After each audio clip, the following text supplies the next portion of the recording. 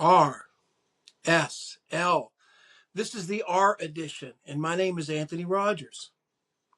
I am the founder of both Cavity Records, I guess, which was the predecessor to what we've had going on now. And this is our sixth record here. The last one we came up with here, Welcome to Kaiser. Collaboration between Bartley, who I've played with in a long time. Fantastic. Best drummer in the area here. And Jay Stickley, good friend of mine, who's really somebody who hasn't been in a band and somebody, it's kind of like me, who's nowadays, but plays, is real sensitive to music and is really lyrically very precise. And I really appreciate working with him. It was really a joy this time to work with two guys like that. We're going to continue this collaboration. What I just found out, guys, is that the one thing I found out, we must be pretty potent, because as soon as we finished mixing this record, I noticed we were working on this one track. We had this one long track left over. It's like this 11-minute. It's not quite. I don't know. It's 10 minutes, so I think it is. It's up there, and real slow, beautiful song.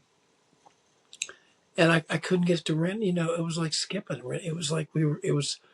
And I had a tech come out, and my hard drive's messed up. Man, they got to wipe it, so I got to get my Apollo in and everything. So we'll find out, man. I'm going to get them in contact, I guess, with Sweetwater if they can get any registration stuff that I have. But not to trouble you guys with that. But damn it, I want to get going on this stuff. I've been moving. But that tells you a little bit about my attitude towards WildFlow. You know, WildFlow's been something going on for a long time. Been a collaboration. My children and I actually did some of the records before. When did I start recording? Well, way back when I lived, I guess if you think about where the bridge from Kaiser, West Virginia goes into McCool, Maryland. I lived at the bottom of that bridge, very close to like a stone's throw. So did Dickie Long, the guy that turned me on to the Beatles. So was the Kaiser Fire Department and my next door neighbor, Robbie Cutter. In that little square there, I was first turned on when I don't know if I was 13, 14 years old. Walked across the street to the carnival that they had every year. Got to see Steve Whiteman of Kicks playing drums to "Hey Baby, it's 7:45. I feel I'm in the mood." First Rush record, man. Played the song off the first Rush record. I still remember him singing it back there. And then I remember years later going with Jeff Kessel, told me, "Hey, let's go get a drink." Jeff and I were hanging out. It was rare. I would see him every once in a while. Jeff and I, we played together some music. Great organ player, great keyboard player, one of the best bands around here, Crosstown Traffic, for a long time. They made bukus of money. They were one of the big deals here. Kenny Brantner, played with him, knew him for a long time. But I played with a lot of people growing up here, back here, a lot of friends of mine. But again, the story I'm going to tell you about Steve is, I remember Jeff said, "Hey, I'm meeting Steve Whiteman up here at the, he's doing something in Hagerstown." He's telling me about all this stuff.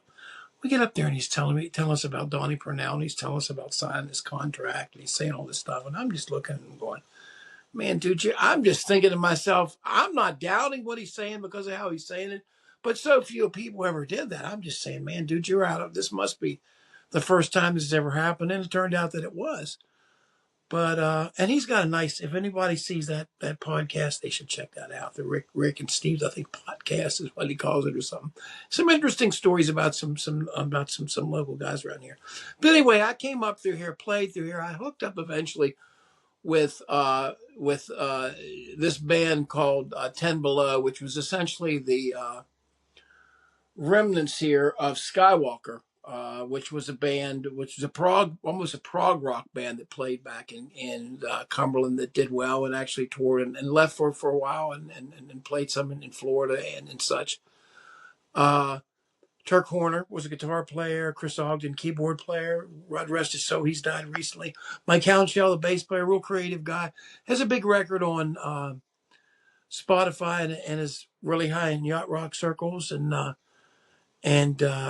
has done stuff that's been well recognized and is really a really talented guy. And it was the first guy really to teach me a lot. I learned a lot. I learned a lot through his stuff. You know, when we were in 10 Below, he had an 8-track studio up at his house, and I would actually sleep there. I was so into it that I'd sleep there all night because we work on stuff all the time. It was interesting. It was fun. We actually got to be creative, and that's then we end up winning.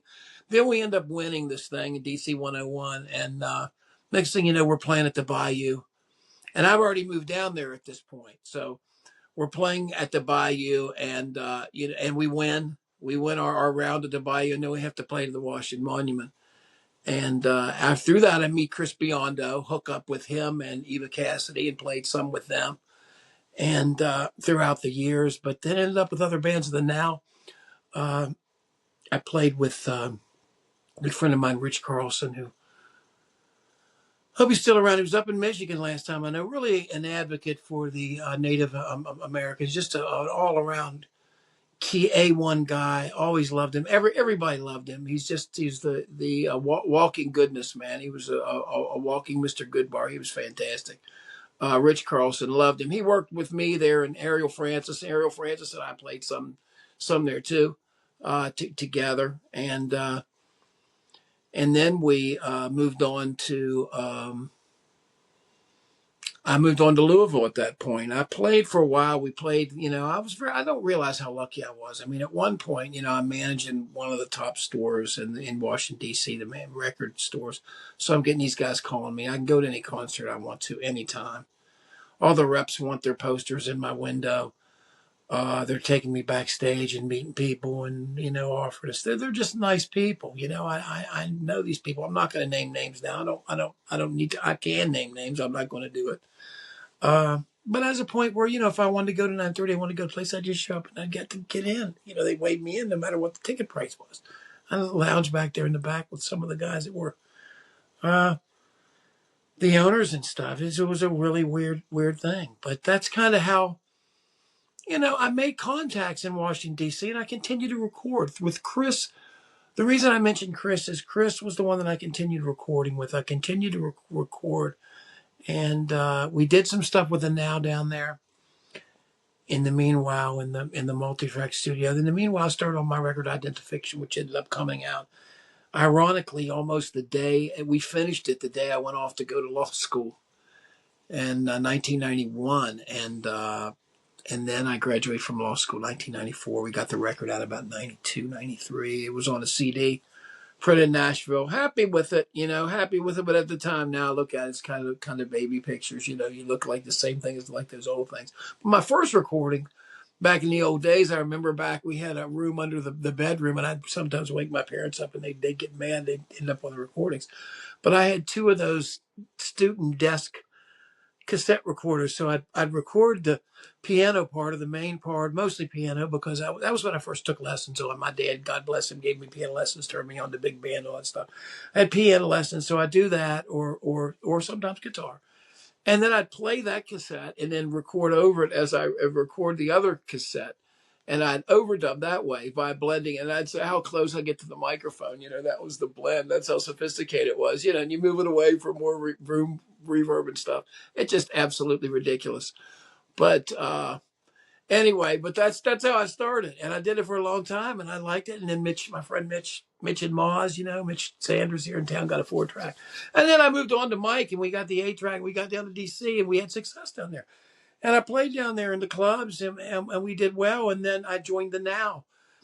And I was in the kind of the second incarnation of that, and we did real well in Washington, Baltimore, New York, and up the whole circuit in Philly and stuff. We made that in Trenton and different places. And I think it was at that point when I started working more with Chris, and Chris knew that I was more interested in it.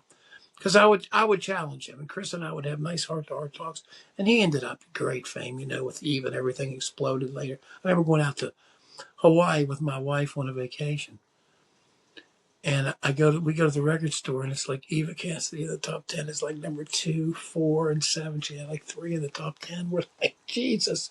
Remember playing with her in Alexandria, and we used to play little clubs. It was great. I had some really great stuff with them. Juju was the one that played with her pretty much all the time with Chris. But when he wasn't available, and a lot of times he wasn't, he was out playing with Roberta Flack. There was a couple other people. I think he played with Grace Jones and stuff too, during some of that Slave to the Rhythm and some of those things. But, they would call on me, and I would do the local club dates and stuff. I had a great time playing with Eva. Man, it was like, her whole, it's intense. She had all her music, and then you basically had to know the whole Lady Soul record, Aretha Franklin. Almost every song. Che, che, che. I mean, I couldn't believe when I heard. I had a great tape of that somewhere, and I don't know what's happened to it, but my God, it was. They probably release it now. It probably wouldn't be good enough. But I remember Keith Grimes was playing. He was great to play with. My friend Ariel plays with him now that I played with down there also. Ariel and I did some stuff, recorded some stuff, Dharma Garden, did some fun stuff together. Came into band and, we have a long history together. I connected with him about a year ago. It was great to hear. But anyway, after all that's done, the DC things happening, I get to beef and I go to law school. Why would you go to law school, Tony? Why? I thought you loved music. I did love music. I realized that I did love the law, and I was curious about the law too. And so I ended up going to the University of Louisville. I ended up going to the University of Louisville. I did get into WVU, which is my old alma mater.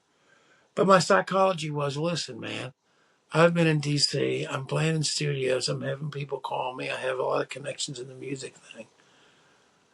I'm going to go back to Morgantown. I just felt like at that time that was too big of a jump, too big of an extreme jump. So I figured D.C. to Louisville, city size, wasn't near as bad.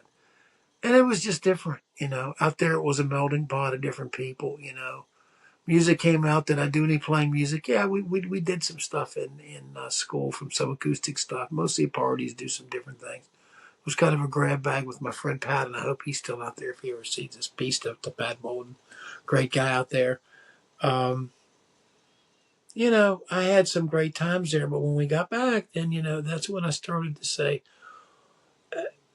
things don't stop, and that's what I've noticed now during this period of time. Right now, it had to be because of this, not just because of the computer thing, because of the mix, and just generally. I've been in a period of relative inactivity, probably more than I've been in the last 20 years. And, writing wise, but do you think it stops? It never stops. I'm riding down the road and you don't understand what's going on, but some of this stuff subtly, like I don't know. People wonder how some people work. Well, I hear intervals and I sometimes experiment with, take a chord and I look at it the way it lays on a keyboard and I think, okay, well, let's change that note to this note.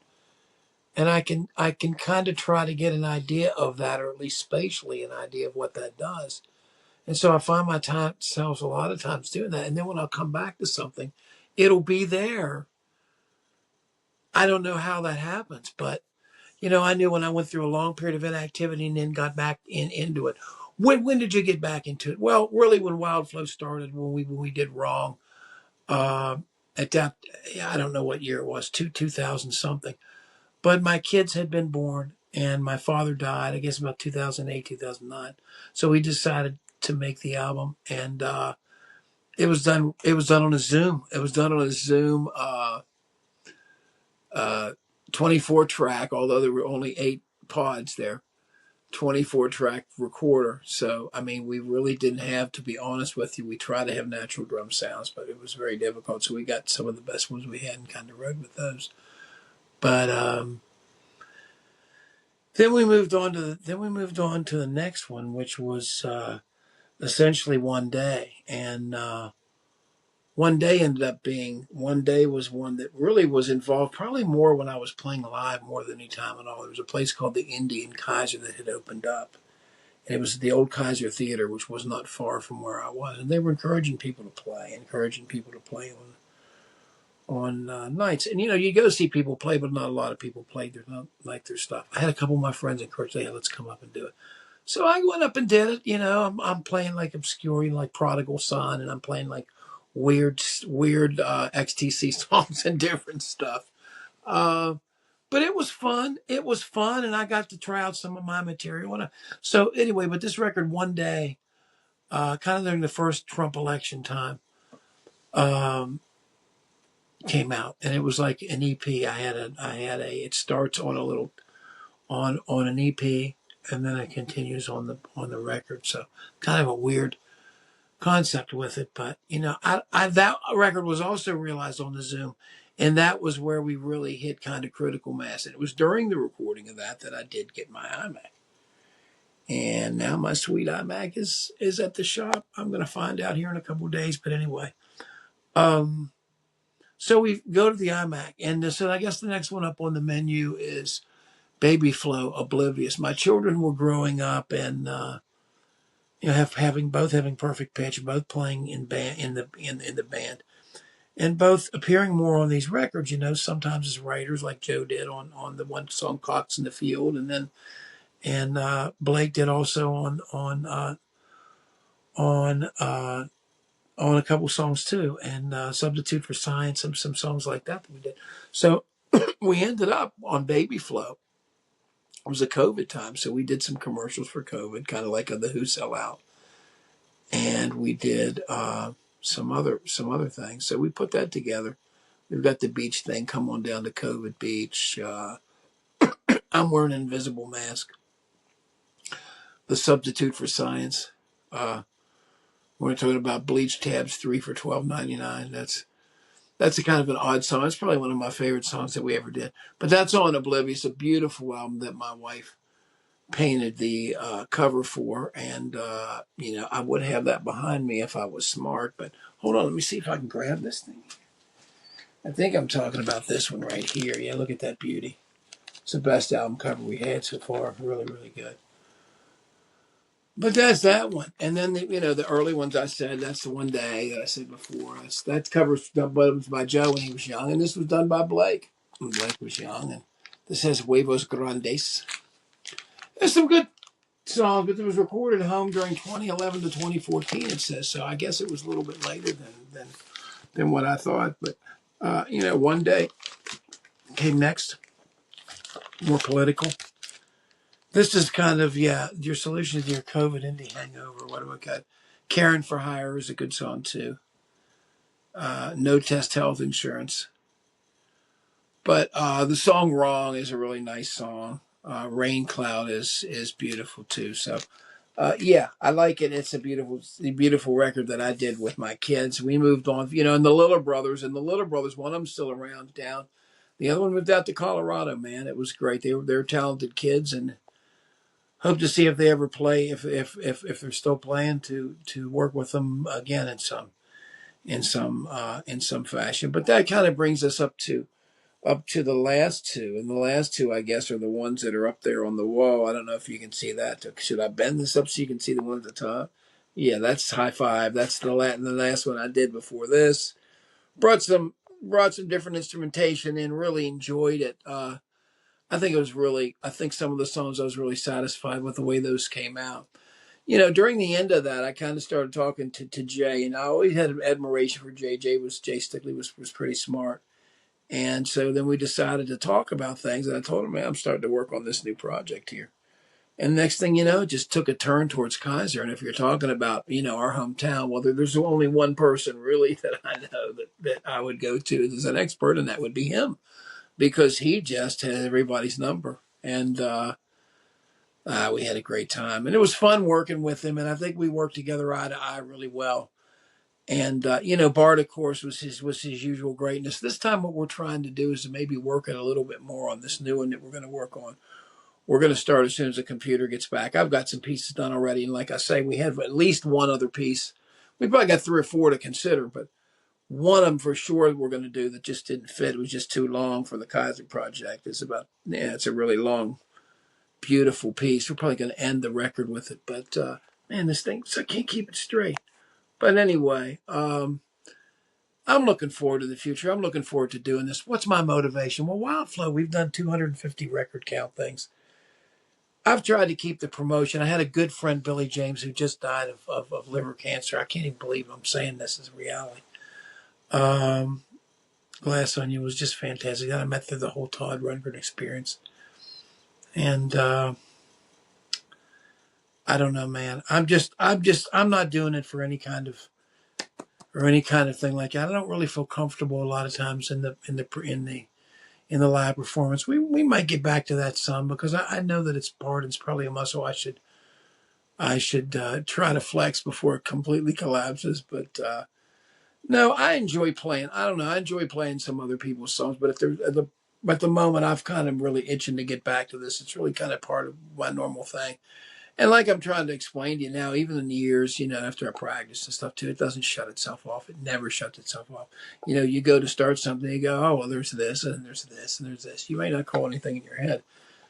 But then when you play it, well, you can tell, well, this goes with this goes with this. Yeah, if you've ever seen the Brian Wilson when they're trying to put together Smile, the guy, what's his name, Darian or whatever is the guy's the main dude there is trying to talk about how they try to figure out, well, does this go with this? Do you like worms? Does this go?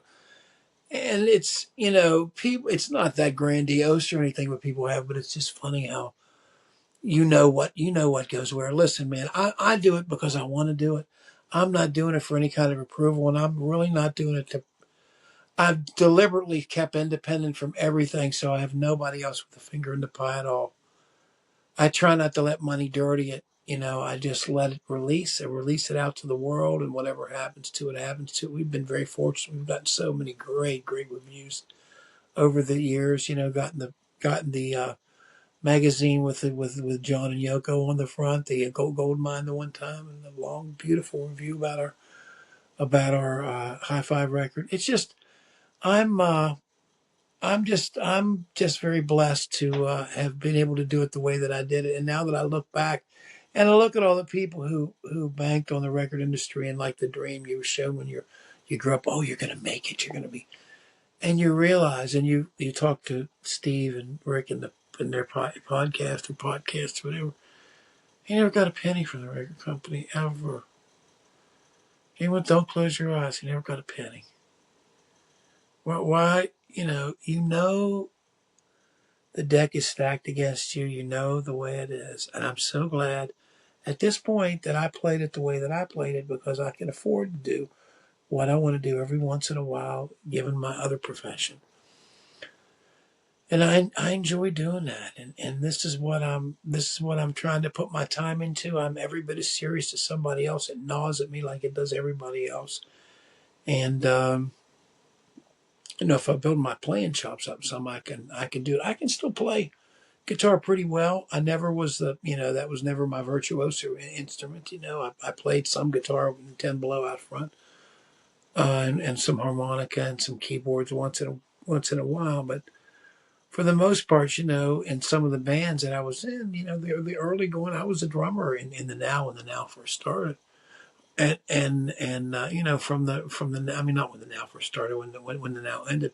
When 10 Below first started, I was the drummer. And then when 10 Below got to DC, we got a drummer, Dave, from Germany, and I went out front, and that's kind of where that ended. But anyway, man, yeah, kudos to everybody. I appreciate everybody who's helped me. I wish everybody the best of luck that I've ever worked with or ever seen. I appreciate everybody who's ever done anything for me. And I'm just trying to make a better one than I've made last time, and more accurately communicate what I feel, because I have these dreams and I have these things, and I don't know how everybody else feels about it, but these things gnaw at me, and I have a creative pouring of it, and it really doesn't matter even if people hear it. But, it's something that I have to get there. And to tell you the truth now, doing this at this point, it's kind of gnawing at me that my damn iMac is down at Allegheny Computers. Let's hope it goes okay. But anyway, we're looking forward to doing another record. And I really appreciate all the support, especially all the local support we've seen on this last record from Kaiser. It's really been fantastic. And we're looking forward to moving on with another one where we've already got some stuff written and some pretty cool ideas for how to accomplish that. Thanks a lot. And I guess we'll see you soon. This is the third installment of the RSL deal about Anthony Rogers, owner, main person to blame about Welcome to Kaiser and anything else on WildFlow Records. Thank you, guys. Have a good evening.